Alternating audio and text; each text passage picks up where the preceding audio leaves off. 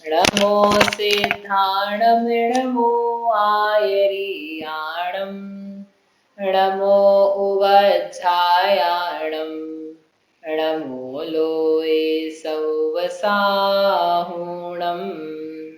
नमः श्रीवर्धमानाय निर्धूतकलिलात्मने सालोकानां त्रिलोकानां यद्विद्यादर्पणायते। मांगलिक ग्रंथ श्री रत्नकरंजी श्रावकाचार्य है। इसके रचयिता आचार्य भगवान श्री समंतभद्र स्वामी हैं। इसमें संलेखना अधिकार के अंतर्गत संलेखना का स्वरूप और किस प्रकार से संबोधन विचार एक शपथ करता है तो अपन ने यहाँ पर विचार किया। अंतिम क्लास में देखा था जो शपथ को मुनिराज निरापक आचार्य समझा रहे हैं कि चारों प्रकार का जो उपसर्ग है वे पूर्व काल के मुनिराजों ने जीवों ने बहुत धीरता से धैर्य से सहन किया, उसको जीता।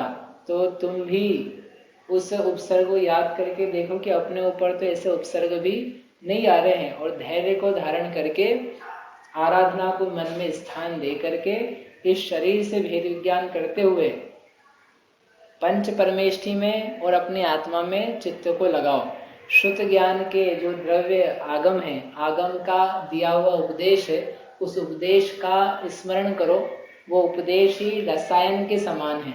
जैसे बाह्य औषधि सारे शरीर के रोग को, ताप को, संताप को, उष्णता को दूर करती है, ऐसे ये जिनवाणी रूपी परम औषधि संसार के और आत्मा के सारे भव के आताप को दूर करती है। इसलिए सब कुछ पुरुषार्थ करके हर प्रकार से अपने को, अपने उपयोग को सावधान करो। देखो यहाँ पर जब शरीर छूट रहा है, शरीर छूटने के पहले की अवस्था है 2 दिन, 3 दिन, 10 दिन, 15 दिन, जितने जिसके दिन हो, तो उस समय उपयोग को आपको एकाग्र करने के अलावा और कुछ काम है भी नहीं।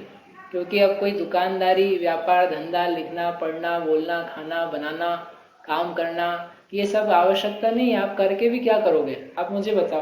अभी आप छूटने वाले हो, उन सब कार्यों में लिप्त रह करके अब क्या लाभ उठा लिया जाएगा? इसलिए जिस कार्य से अब अपने को वास्तविक लाभ है वो कार्य किया जाए।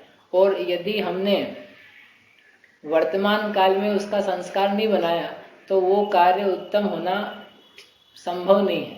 जो चीज़ें हमने जिंदगी भर करी है वही चीज़ों का संस्कार बार बार पैदा होता है और फिर उन्हीं की याद आती है, वही काम करने का मन करता है। जो चीज़ आप बार बार खा चुके हो तो वही खाते रहने का मन किया करता है, अनलेस कि अपन उसको तत्व ज्ञान पूर्वक सही गलत के निर्णय की समझ से उसका त्याग कर दें। दाल बाटी खूब खाई हो तो आपने अब नहीं खाई 2 दिन 5 दिन से, महीने भर से, तो काय की याद आती रहेगी? दाल बाटी याद आती रहेगी। इसलिए ये तत्व समझ करके सही सही रूप में चिंतन आने लगे। भोजन से पेट नहीं भरता है, तृष्णाएं शांत नहीं होती है। त्याग करके सम्यक ज्ञान पूर्वक वो तृष्णाओं को जीता जाता है, अन्यथा एक एक चीज भारी पड़ती है। तो ऐसा सब बताया। अब ये प्रकरण एक प्रकार से पूरा हुआ। अब यहाँ पर अपने को थोड़ा सा समाधि मरण का पाठ है, मृत्यु महोत्सव पाठ, उसमें और थोड़ा सा विचार करते हैं कि मृत्यु किस प्रकार की है। मृत्यु से सब लोग घबराते हैं, लेकिन आचार्यों ने एक पाठ लिखा जिसका नाम दिया मृत्यु महोत्सव पाठ। अब बताओ, मृत्यु महोत्सव है कि जन्म महोत्सव है? जन्म लेना महोत्सव होता है और मृत्यु के दिन तो क्या होता है? रोया रोई होती है। और जन्म होता है तो हर्ष होता है कि नहीं ऐसा? तो फिर मृत्यु महोत्सव कैसे होने लगी? लेकिन आप देखो पूरे भारत में जो भारतीय लोग हैं मूल, तो उनका सब क्या मृत्यु को महोत्सव ही माना जाता है। जब भी किसी व्यक्ति की शव यात्रा जाती है तो कैसे जाती है? सामान्य रूप से जाती है कि कुछ ढोल ढमाके से जाती है? ढोल ढमाके होते ना, बैंड बाजा आता है। क्यों बैंड बाजा क्यों ला रहे हो? शादी में आता है बैंड बाजा? तो नहीं, शादी में नहीं आता है, इधर भी आता है। क्यों? क्योंकि ये भी एक महोत्सव है। ये शरीर के छूट करके नवीन शरीर में जाने का महोत्सव है। ये वास्तव में जीव अपना उद्धार कर सके, उसको उसने जीता अंतिम समय में, उसका महोत्सव है। अब यद्यपि सभी लोग ऐसा कर नहीं पाते हैं, लेकिन फिर भी वो एक परंपरा ही है कि मृत्यु हमारे लिए दुखद नहीं है। यदि दुखद ही होती तो फिर इनको बैंड बाजे से नहीं ले जाते, इसकी देह को भी नहीं ले जाते। ये कोई देह का सम्मान नहीं है, ये तो वास्तव में बताने के लिए है कि ये देह को शरीर से, आत्मा को शरीर से छूटना ये अवश्यम भावी है, और ये छूटने के पहले इन्होंने शरीर छोड़ दिया था और इसलिए हम इनका महोत्सव मना रहे हैं। मूल बात तो ये है। वास्तव में बैंड किसके लिए बजाने चाहिए, तो वो देखा जाएगा फिर सबके लिए आता है, क्योंकि वो मानते हैं ऐसा कि मृत्यु तो महोत्सव है जो एक जीर्ण शीर्ण कमजोर शरीर से जीव को निकाल करके उत्तम जगह रखती है। स्वर्ग में अपन ने जाने लायक पुण्य बांधा, अच्छे अच्छे काम करे जिंदगी भर, तो बताओ स्वर्ग कैसे मिलेगा? नहीं, आपने यहाँ पर इस जीवन में अच्छा पुण्य किया, काम अच्छे करे, स्वर्ग जाने लायक काम करे। अब बताओ स्वर्ग जाने के लिए आपको क्या करना पड़ेगा? देह छोड़ना पड़ेगी। देह छोड़ना पड़ेगी नहीं, मरना पड़ेगा ना। मरे, इसको बोलते हैं लोक में मरे बिना स्वर्ग नहीं मिलता है। स्वर्ग को प्राप्त करने के लिए मरना पड़ता है। अर्थात यदि आपको स्वर्ग में जाना है तो वो स्वर्ग लायक आपने पुण्य किया है, so you have to give up this body. आपको देह छोड़नी पड़ेगी। तो देह जो छूट रही है, मरण हो रहा है, तो ये अच्छी बात है कि बुरी बात है? आप जहां हो उससे अच्छी जगह आपको पहुंचा रहे हैं। मतलब लौकिक में 4 गतियों में देव गति को अच्छा माना जाता है ना, मनुष्य गति को उससे हल्का समझा जाता है। तो जब तक आप देह नहीं छोड़ोगे भले आदमी, तो तुम स्वर्ग में कैसे पहुंचोगे? इसलिए देह जो छूटना है वो कहते हैं ये महोत्सव है। तो ऐसा ही मृत्यु महोत्सव पाठ लिखा है कि ये महोत्सव रूप है, ये आनंदकारी है, इसमें कोई तकलीफ की बात नहीं है, ये तो स्वाभाविक है, नेचुरल है। ठीक है, तो ये थोड़ा सा इसमें अपन विचार करते हैं, थोड़ा जल्दी करेंगे इसे ताकि अपन फिर अतिचार कर सके कि ये जो देह है कैसी है, सैकड़ों कीड़ों से व्याप्त है। इस पूरे शरीर में क्या पाए जाते हैं? कीड़े मकोड़े नहीं, मतलब कृमियां, जिसको डॉक्टर बोलते हैं ना, कृमि हो गई, कीड़े पड़ गए पेट में।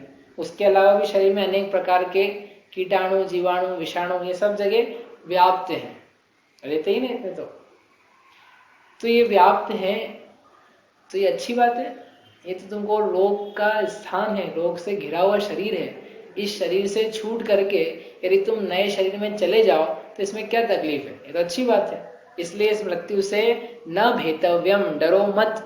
ज्ञान विग्रह त्वम यतः, तुम तो ज्ञान शरीरी हो। तुम्हारा जो आत्मा का शरीर है वह यह कीड़ों से भरा हुआ, कीटाणुओं से भरा हुआ ऐसा तुम्हारा शरीर नहीं है। तुम्हारा शरीर तो ज्ञान स्वरूपी है। अपन वास्तव में अपने आप को देखो और शरीर को देखो, ये 2 चीजें हैं कि एक चीज है? अपने को लगती है एक, लेकिन वास्तव में कैसी है? 2। क्यों? क्योंकि दोनों के अलग अलग लक्षण हैं। आत्मा का लक्षण है जानना, समझना, फील करना, और शरीर का लक्षण कि ये फील नहीं कर सकता, इसमें टच है, इसको सेंस कर सकते हैं, इसमें टेस्ट है, स्मेल है, और आत्मा में ये सब चीजें नहीं है। इतना अपने को नहीं समझ में आए तो इतना तो समझने ही लायक है कि देह में ज्ञान कुछ भी नहीं है। It does not know a single thing.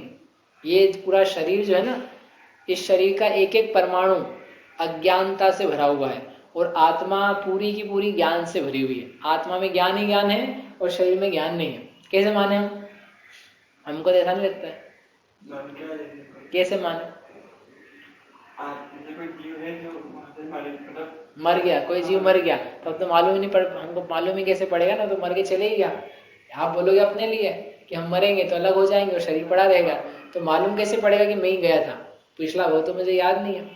देखो एक उदाहरण देते हैं, ये उंगली है, ठीक है, अपनी उंगली अपनी कट जाए तो अपन क्या मानते हैं? उंगली अपन है और उंगली में ज्ञान है। अपन टच करते हैं ना तो क्या होता है? ज्ञान होता है। तो उंगली में ज्ञान है, तो उंगली में यदि ज्ञान है तो उंगली काटी तो काट करके उंगली अलग हो गई, ठीक है। यदि उंगली अलग हो गई तो उस उंगली को अब कुछ ज्ञान होगा कि नहीं? क्यों नहीं होगा? उंगली तो अभी भी उंगली है, कि वो उंगली तो उंगली है, लेकिन जैसी पहली थी वैसी अभी भी है। तो वही वो बता रही है कि इस उंगली में चूंकि आत्मा नहीं है, आत्मद्रव्य नहीं है, आत्मद्रव्य का संबंध इससे छूट गया, और छूट जाने के कारण से अब इसमें ज्ञान नहीं है। यानी पहले भी ज्ञान नहीं था, जो आपको लग रहा था कि उंगली में ज्ञान है, वो आपका मानस था, आपका विकल्प था, आपकी मिथ्या बुद्धि थी। वहां पर वास्तव में पाए जाने वाला जो आत्मद्रव्य है, वो आत्मद्रव्य उसको बोलते हैं ज्ञान वाला। समझ में आया? दूसरा चलो एक और लेते हैं, आंख है आंख, तो आंख में ज्ञान है कि नहीं? आंख में ज्ञान है क्योंकि आंख से अपन देखते हैं। तो ये आंख ली, आंख ले करके जैसी आंखें थी वैसी की वैसी किसी दूसरे व्यक्ति में ट्रांसप्लांट कर दी, मतलब उसको प्रत्यारोपण जो भी बोलते हैं वो कर दिया। ठीक है, तो आंखों में जो अपन ने इस व्यक्ति ने देखा है जिंदगी भर, तो वो सारा का सारा उस व्यक्ति को दिख जाना चाहिए। जैसे उसमें आंखें डाली तो सारा स्टोर है वहां पर इंफॉर्मेशन, तो डाल दो, तो डाल के क्या हो जाएगा, उसको सबका सब दिख जाएगा। दिखा क्या आज तक किसी को? नहीं दिखा। क्यों चिन्मयन, दिखा क्या आज तक ऐसा? नहीं दिख सकता है क्या ऐसा? नहीं दिख सकता। ठीक है, ये डॉक्टर से पूछ लिया इसलिए अपन ने कि नहीं दिख सकता है, ऐसा हुआ भी नहीं है। इसका मतलब ये है कि जो आंखें हैं, आंखों में ज्ञान नहीं है, आंखों की जगह पे रहने वाला जो जीव है उसमें ज्ञान है, वह आंखों के माध्यम से जानता है, हम ऐसा कह सकते हैं, क्योंकि माध्यम एक आंख बन रही है। लेकिन आंख ज्ञान नहीं है, आंख में ज्ञान नहीं है, आंख से भिन्न ज्ञाता दृष्टा जानने देखने वाला जीव है, वह जानता है, वह देखता है, वह अनुभव करता है, उसमें सेंसेस है। इसका मतलब दो चीजें हैं ना। तो ये कह रहे हैं आचार्य यहाँ कि भाई ये जो शरीर है, इस शरीर से तुम भिन्न हो, तुम ज्ञान शरीरी हो, ये शरीर जड़ रूपी है, इसमें अज्ञान भरा है, ये कुछ भी नहीं जानता, आंखें कुछ भी नहीं देखती, कान कुछ भी नहीं सुनते, नाक कुछ भी नहीं सूंघती, तुम्हारा हाथ कुछ भी नहीं छूता, इन सब के माध्यम से काम आने वाला जानने वाला तत्व जो है वो तुम हो, वो तुम्हारा ज्ञान है, ये शरीर अलग है। ऐसा अपन सुन तो लेते हैं, ऐसा अनुभव नहीं करते, इसलिए गड़बड़ रहती है, सुन सुन के चले जाते सब। सोचो ऐसा, विचार तो करो एक बार कि है कि नहीं ऐसा। ऐसा कहने पर न भेतव्यम, तुम डरो मत, तुम्हारा नाश नहीं हो रहा है, तुमसे भिन्न ही किसी वस्तु का नाश हो रहा है। पड़ोसी फेल हो जाता है, आपको डर कितना लगता है? अपना पड़ोसी ना फेल हो गया, परीक्षा में फेल हो गया, आप भी परीक्षा देने गए, वो भी परीक्षा देने गए, परीक्षा पड़ोसी का रिजल्ट आया, वो फेल हो गया, वो फेल हो गया, तो आप कितना घबराओगे? जब घबराने लग जाए कोई बालक तो मम्मी समझाएगी कि पड़ोसी फेल हुआ, तू क्यों घबरा रहा है, तेरी परीक्षा दूसरी थी, वो दूसरी परीक्षा में, तो दूसरी परीक्षा में उसने IIT की दी है, तूने तो BA BCom की दी है, दोनों का कोई संबंध ही नहीं, कोई मेल ही नहीं है। भाई ये अलग व्यक्ति है, तुम अलग व्यक्ति हो, उसके फेल होने से तुम में क्या हो रहा है? ऐसे शरीर के जीर्ण शीर्ण और छूटने से तुम में क्या हो रहा है? कुछ नहीं हो रहा है। इसलिए कहते मत डरो, न भेतव्यम, डरने की कोई बात नहीं है। लेकिन डरने की बात तो आ जाती है, आती तब है जब दोनों को एक करते। और क्या कहते हैं, देहांतर में गमन से भय मत करो। जैसे एक देह से, एक गांव से व्यक्ति दूसरे गांव में जाता है, एक नगर से दूसरे नगर में गया, डरता है क्या? क्यों नहीं डरता है? मैं तो वही हूँ। एक अभी इंदौर में था, अभी उज्जैन में पहुंच गए, भोपाल में पहुंच गए, बम्बई में पहुंच गए, तो अपन तो वही है ना, तो उसको डर लगता है? नहीं। ऐसे कैसे एक देह से, थोड़ा आगे बढ़ाओ इस चीज को, एक शरीर से दूसरे शरीर में गए, तो जिसको आत्मा का बोध है, तो वो ये देख रहा है कि मैं तो वही हूं, मैं अपना निवास स्थान बदल रहा हूं, क्षेत्र बदल रहा हूं, लेकिन मैं तो वही रहने वाला हूं ना। एक घर से दूसरे घर में व्यक्ति जाता है तो व्यक्ति तो वही है ना, घर बदला है, व्यक्ति तो नहीं बदला है। ऐसे ही अपना घर बदला है, शरीर छूटने पर दूसरे शरीर में जाना हुआ, तो घर मात्र बदला है थोड़े समय का, व्यक्ति तो अभी भी शाश्वत है। ऐसा यदि देखा जाए तो समझ में आता है कि हाँ, मृत्यु से डरने की जरूरत नहीं है। हाँ, पड़ोसी वगैरह भी बदल जाएंगे, ऐसा नहीं बस मकान ही बदला है, इस मोहल्ले से दूसरे मोहल्ले में गए तो आपके पड़ोसी बदल जाएंगे, यहाँ के लोग वहाँ नहीं आएंगे, वहाँ के लोग यहाँ नहीं आएंगे, इतना होगा, लेकिन अपन तो रहेंगे ना। बच्चे को अपन समझाते कि नहीं, जब समझो छोटे बच्चे होते हैं, एक घर में 2-3 साल रह लिए, फिर मालूम पड़ा पिताजी का ट्रांसफर हो गया, जाना पड़ा, तो उनका मन होता है कि नहीं हमको नहीं जाना है। क्यों? हमारे तो फ्रेंड्स यही हैं, सब लोग, हमारी मित्रता हो गई, स्कूल है, तो क्या समझाते माता पिता कि तुम चलो वहाँ पे, वहाँ पे भी फ्रेंड्स बन जाएंगे, वहाँ पे भी लोग होंगे, इससे भी अच्छे लोग हैं, ऐसा सब समझाते कि नहीं, और मिल जाते कि नहीं उसको वहाँ।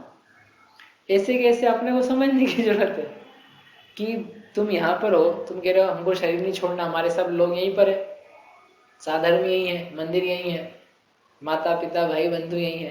तो ये कह रहे हैं कि अपन जहाँ जाएंगे यानी तुम जहाँ जाओगे वहाँ पर भी ये सारी चीज़ें तुमको मिल जाएगी, और इससे बल्कि अच्छी मिल जाएगी।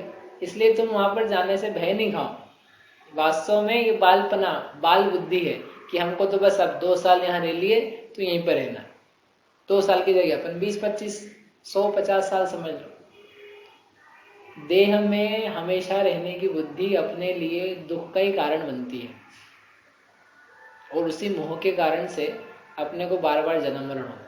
ये एक बार नक्की कर ले, निश्चित कर ले जीव मन में, मैं नहीं मरता हूँ, बस बदलाव होते हैं, मैं तो वास्तव में बना रहता हूँ, मैं बना रहने वाला तत्व हूँ, इस शरीर से भिन्न हूँ। तो फिर उसका ये देह बदलना बंद हो जाए। ये रहना चाहता है देह में, देह को पकड़ना चाहता है, तो बार बार देह मिलती है हमको, बस ये नहीं छूट जाए, नहीं छूट जाए, नहीं छूट जाए, नहीं छूट जाए, तो छूटेगी जरूर। तुमने सोचा था नहीं छूटे, लो एक और लो, अब इसमें पकड़ो रखो थोड़ी देर तक, 2-5-10 साल इसको पकड़ो, फिर आप बोलोगे नहीं छूटे, नहीं छूटे, नहीं छूटे, लो यहाँ से छुटाई, दूसरी देते हैं आपको, 10 साल इसको और पकड़ के रखो। ऐसे छूटते छूटते पकड़ाते जाते हो नया नया। लेकिन ये जीव सोच ले छूटता हो तो छूटो, तो देह भी देख लेती है कि हम इसको पकड़वाना चाहते हैं तो छोड़ ही जा रहा है। फिर अगले भाव में फिर इसने छोड़ दिया हमको पहले से, फिर हमको पहले से छोड़ दिया। हम इसको पकड़ना चाहते हैं लेकिन ये छूटते ही रहता है, तो एक काम करो, इसको छोड़ो, अपन किसी दूसरे जीव पर ट्राई करो। ये कस्टमर अपने काम का नहीं है। तो देह छोड़ देती है, कर्म छोड़ देते हैं, और अपन पकड़ के रखना चाहो तो वो फिर रुलाते हैं। इसका नाम है संलेखना, कि अपन छोड़ना चालू करो। ठीक है, तो ऐसा वो कह रहे हैं कि एक देह से दूसरे देह में जाने पर तुम अपने ही स्वरूप में रहते हो, तुम्हारा स्वरूप नहीं जाता, इसलिए भय नहीं करो। फिर जो भी आपसे कहा कि जो हमने इस भाव में सुकृत किए हैं, पुण्य कार्य किए हैं, उसका फल भोगने के लिए तुमको यहाँ से जानने के लिए मृत्यु तो मित्र के समान है। अपन ने वैसे भी जितने अच्छे काम करे हैं ना, अपने को उसका फल यहाँ पर आ भी नहीं सकता है। क्यों नहीं आ सकता है? क्योंकि अपन ने इतना अच्छा काम किया है कि उसके लायक यहाँ पर चीजें ही नहीं है। भाई आप कर रहे हो बहुत बड़ा पुण्य, उस पुण्य के कारण से आपको मिलना चाहिए कि आपका सोने का मकान हो। अब सोने का मकान कहाँ से लाके दे तुमको? यहाँ पे लाए, और लागे दे भी दिया तुमको कदाचित, तो तुमको रहने कौन देगा उसमें? चोर चपाटी आकर के, सरकार आकर के, मंत्री संतरी आके सब उसको खा खुआ के नक्की कर देंगे। यहाँ पर तो सोने के मकान तुमको पीड़ा देगा, कष्ट देगा, लेकिन तुमको अगले भाव में ऐसा सोने का मकान दे कि कोई चिंता नहीं रहे, कोई चोरी की चिंता की आवश्यकता नहीं हो। देवगति में ऐसा तुमको अनुकूलता मिले कि तुमको भूख ही ना लगे लंबे समय तक, ऐसा तुम्हारा पुण्य है। तो यहाँ पर तो तुम्हारा शरीर उस लायक नहीं, हम क्या करें? तुम्हारे जो पुण्य कर रहे हो अभी तुम्हारे रूप सुंदर हो जाए, महासुंदर हो जाए, लेकिन अब तो तुम जन्म ले चुके हो ना, अब कैसे करें इसको? ये तो जो शक्ल बन गई, यदि हम तुम्हारी डिफरेंट बना दी तो तुमको पहचानेगा कौन? तुम बोलोगे भैया रहने दो, आपने को तो जो पुरानी ना वही चलेगी, कम से कम सब लोग जानते तो हैं, भले हमारा जैसा रूप है वैसे ही सही, इसमें जो ठीक हो सकता है वो कर दो, तो वो ठीक हो जाएगा थोड़ा बहुत। लेकिन जो वास्तव में रूप अच्छा होना चाहिए, जितना पुण्य आपके लायक है, तो वो तब यहाँ काम ही नहीं आएगा ना। तो वो चीजें जो आपने की है, आचार्य कहते हैं आपने इस भाव में जो सुकृत अच्छे कार्य, प्रशस्त कार्य किए हैं, तो उनके फल को प्राप्त करने के लिए ये मृत्यु आपको वहां ले जा रही है, इसलिए इससे भय नहीं करो। ये मृत्यु या समाधि राजा बंदी ग्रह से मुक्त कराता है। ये शरीर क्या है? तन कारागृह, पढ़ते ना पाठ में, तन कारागृह वनिता बेड़ी। तो तन क्या है? कारागृह, कारागृह यानी जेल, अपन यहाँ रुके हुए हैं। आपने वो सुना, प्राण पखेरु उड़ गए, तन पिंजर, तन पिंजर है और इसमें प्राण पखेरु है, नहीं सुने शब्द? तन पिंजर यानी ये अपना ये छाती है ना, छाती में हड्डियां हैं, पसलियां, तो उसको यदि देखो तो कैसे एक पिंजरे के समान, और मानो अपना हृदय है यहाँ पर, हृदय बीचों बीच में उसके, तो हृदय मानो एक पंछी के समान है जो उसमें फंसा हुआ। तो कहते जब मृत्यु होती है तो क्या होता है, ये प्राण पखेरु उड़ गए, पखेरु है ना पक्षी, तो प्राण रूपी पक्षी जैसे एक पक्षी को पिंजरे में बांध रखा है, बांध के रखा, उसको कैद कर रखा है, और उसका दरवाजा खुल जाए तो वो धीरे से क्या निकल जाता है और स्वतंत्र आकाश में उड़ता है। ऐसे कैसे ये जीव यहाँ पर फंसा हुआ है इस शरीर में, और फंसा हुआ होकर के निकल रहा, कोई ऐसा नहीं हार्ट में ही अकेला, पूरे शरीर में ही व्याप्त है, लेकिन इसमें फंसा हुआ है, इस फंसे हुए शरीर से निकले तो ये तो निकाल रहा है। तुम समाधि ले रहे हो, संलेखना ले रहे हो, तो ये तो प्रशस्त कार्य है, इससे देह रूपी पिंजरे से निकलना होता है, इसलिए इससे भय नहीं करो। समाधि मित्र मरण है, सुख देने वाला है, इससे तुम्हें सुख की प्राप्ति होगी। अपन ने देखा ना, शोकम, भय, अवसादम, कालुष्यम, अरति, इन सबको छोड़ करके सत्व उत्साहम उदीर्य, सत्व और उत्साह को पैदा करके श्रुत रूपी अमृत से प्रसन्न चित्तता को प्राप्त करता है व्यक्ति। तो ऐसा ये सुंदर सुख को देने वाला समाधि मरण है। अपन ने पूरे जीवन भर कलुषताएं प्राप्त करी, समता नहीं प्राप्त करी, मृत्यु आकर के समाधि प्राप्त करवाती है, और समाधि में जीव को समता की प्राप्ति होती। समता वह जो अपन ने बाकी टाइम पे नहीं प्राप्त करी। तो ये समाधि सुख को देने वाली हुई कि दुख को देने वाली हुई? इसने सावधान किया आपको, यूं तो पापों में डले थे।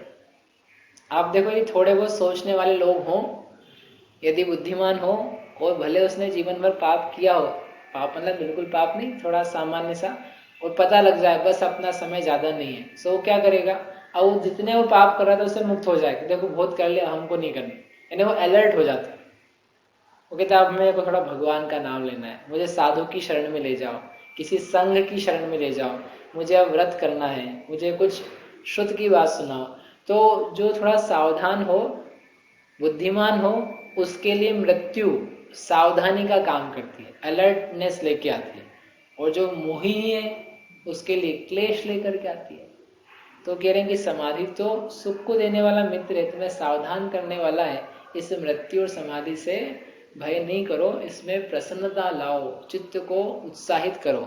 ऐसे समाधि मरण कल्प वृक्ष है, ऐसा करके यहाँ पर समाधि के बारे में बहुत सुंदर दिया है।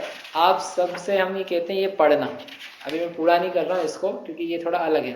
मृत्यु महोत्सव पाठ है इसका नाम, और ये रत्नकरण शावकाचार्य के संलेखना अधिकार में दिया है।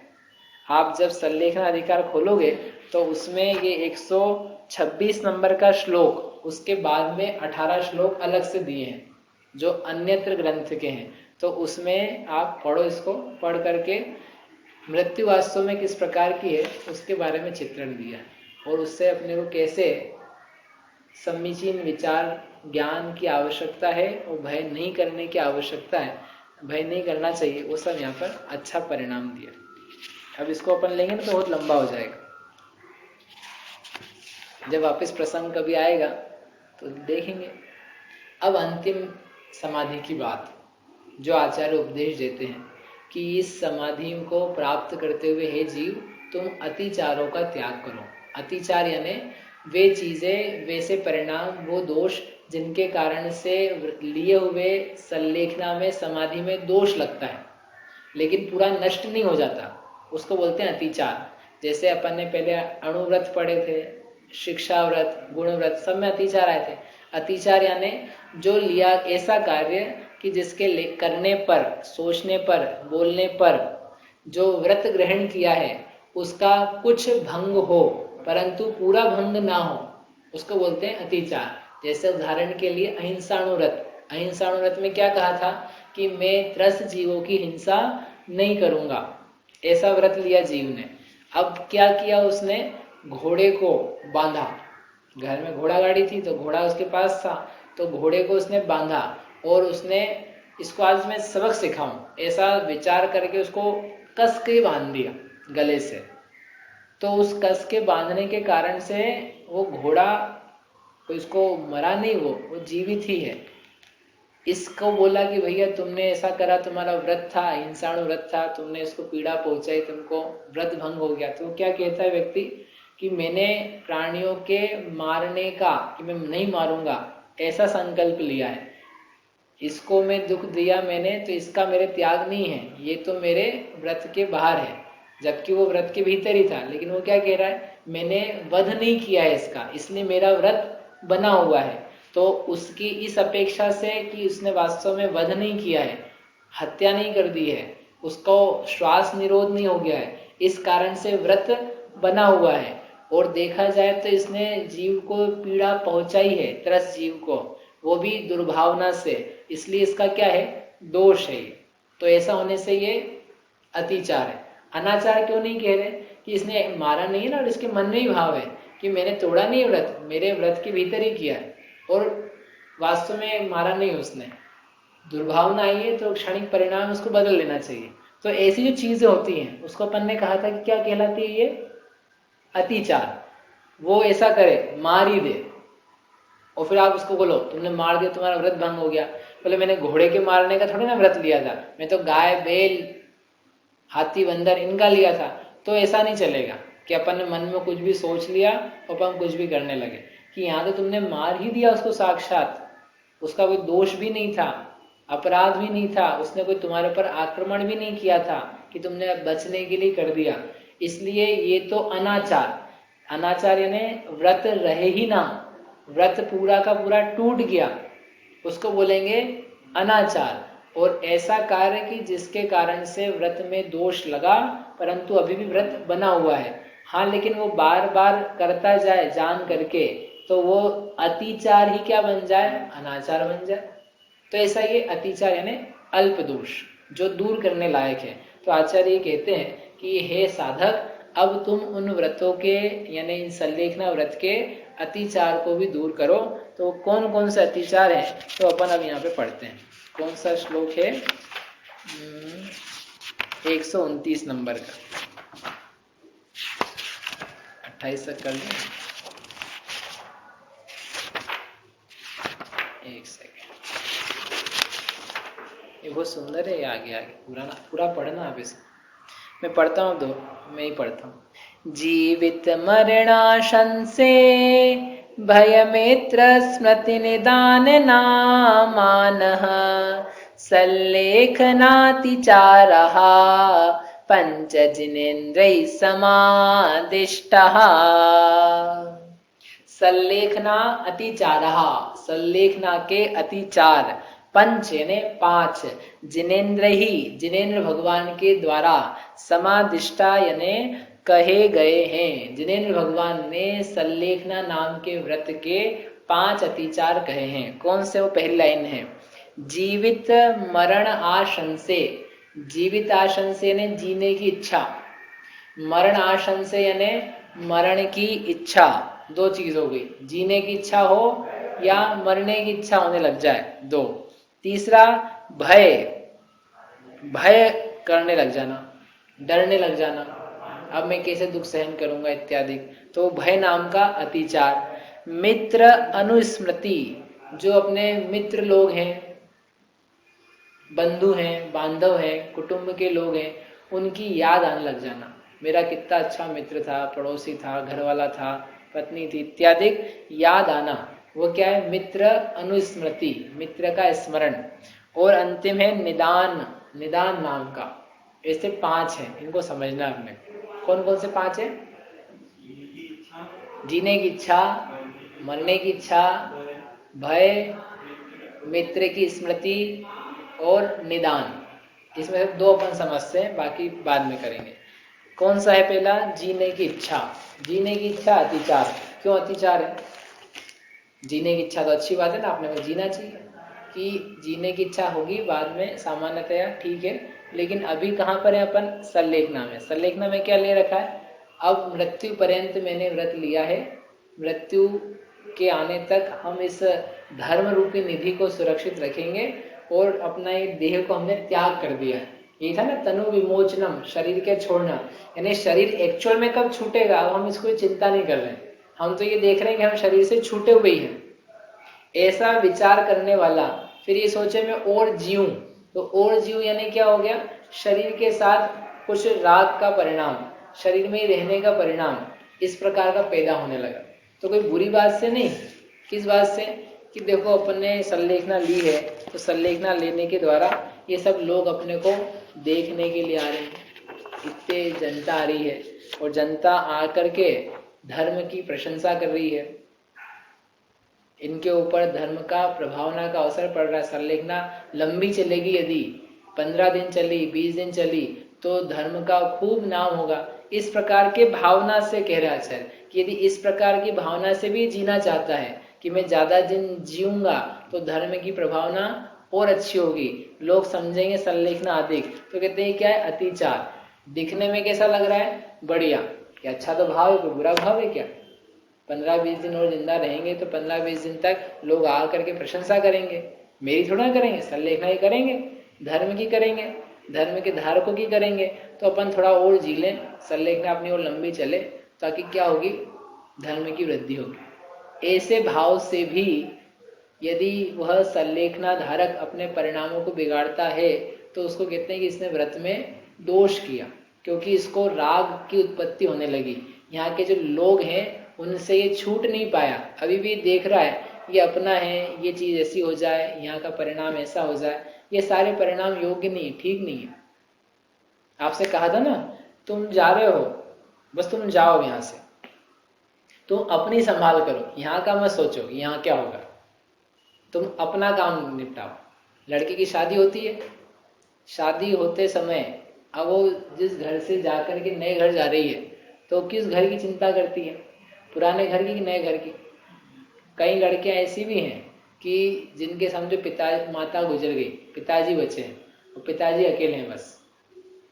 अब फिर भी वो लड़की का विवाह हो जाता है, वो लड़की विवाह करके अपने घर जाती है तो वो सोचती फिर कि मेरे पिताजी का क्या होगा, अब इनके भोजन का क्या होगा, अब इनको भोजन में अपने घर से भेज दूंगी, कुछ अपन धन आदि की सहायता कर देंगे।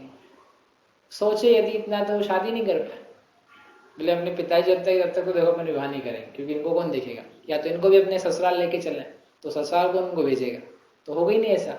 तो लड़की का विवाह हो जाता है, वो कर भी लेती है और करके वो चली जाती है। शुरू शुरू में उसको सोचना भी हो कदाचित, लेकिन सब फिर वो मस्त अपने जगह पे, पिताजी अपना जीवन बिताते हैं, लड़की अपना बिताती है। कहना ये इससे कि जैसे वो कन्या स्त्री जिसका विवाह होता है, वो जहाँ से छूट रही है वहां सबका भुला करके वो नए घर में जाती है। ऐसे कैसे है छपक, तुम यहाँ का मत देखो कि यहाँ क्या होगा क्या नहीं होगा, क्या धर्म बढ़ेगा क्या घटेगा, तुम तुम्हारा देखो बस। क्या देखो कि अपना रत्नत्रय धर्म आ रहा है कि नहीं अपने पास, उसकी रक्षा है कि नहीं। तुम यहाँ के चक्कर के कारण से जीना चाह रहे हो तो तुम्हारे मोह भाव की वृद्धि हो रही है, इस दोष को दूर करो। तो ये दोष कैसा है, अतिचार रूप। क्यों अतिचार रूप है?